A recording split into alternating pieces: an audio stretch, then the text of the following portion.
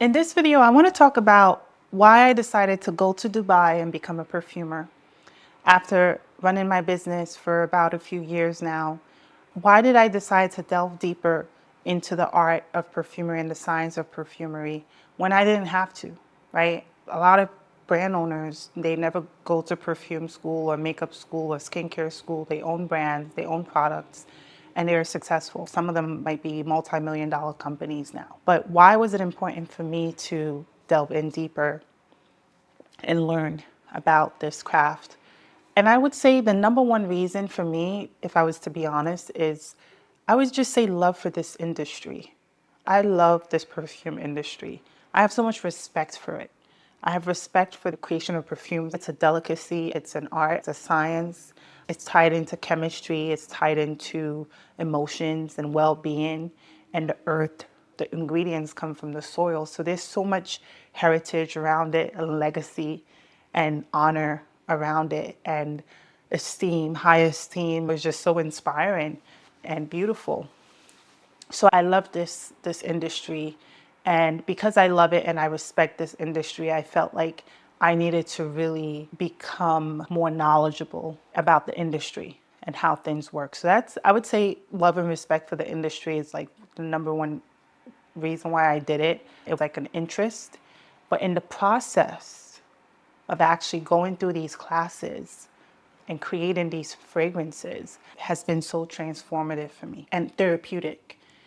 When I make these fragrances, I go into this rabbit hole and I'm there and I'm concentrated and I'm thinking, I'm smelling. It's almost like cooking, except with cooking, a lot of times you're not really making something new, right? People expect you to make that food in a certain way that they're used to. But when you're making luxury niche fragrances, the expectation is that you're trying to make something different. And not only something different, but something that's going to evoke a memory or emotion. That's a completely different intention. And therefore, the process is a lot more rigorous at times, emotional, because to evoke an emotion, you have to revisit that emotion. To evoke someone's memory, you sort of have to understand, at least understand the memory or have a similar memory. And to evoke someone's travel to a place, you have to have some sort of context or have lived it. So there's a bit of a difference between making perfumes and cooking. But it's the closest thing I can compare it to because you're literally mixing and smelling. And, you know, if something has too much pepper, you have to take down the pepper. If something has too sweet, you have to bring down the sweetness. So if something needs to be more fresh, you have to bring out the freshness. And you have to figure out in your thousands of ingredients in the world, if not hundreds of thousands, you have to figure out which one to use to bring out that emotion, to bring out that memory. And to me, there's just something so creative about that. And I love creation. I feel like if you're a creator, whether you're a writer or a designer or a graphic designer, perfumery might also be something that you enjoy and that maybe you're good at. Not every creator is good at it because I feel like it's just about your own appetite for the industry and the knowledge and your willingness to practice and how much risk are you willing to take. If you're not a risk taker, it might be hard to become a great niche perfumer because you're not willing to try something unique.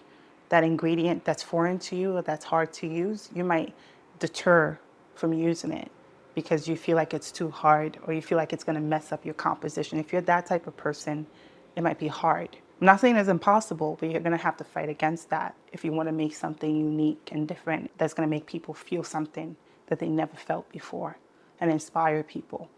So I think if you're someone who's a creator naturally, then perfume might be something that you enjoy. And even if you don't enjoy it, you're going to respect it because you respect art.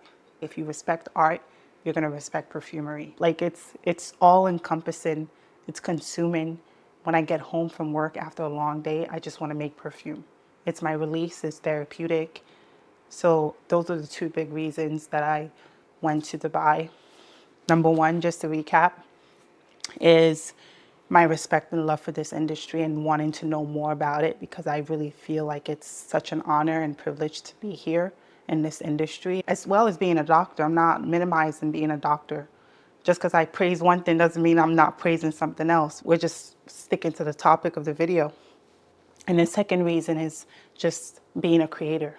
I respect art, and I feel like creation is something that makes us human. It's something that keeps us inspired. It keeps us going. It resonates with our feelings. It can be therapeutic, a mood booster. It can make you happy, sad. It can accompany you through your journey so you don't feel alone. When you make something that you feel represents how you feel or takes you to that place, then you might not need someone else to be there because you have this thing that kind of reminds you. It understands.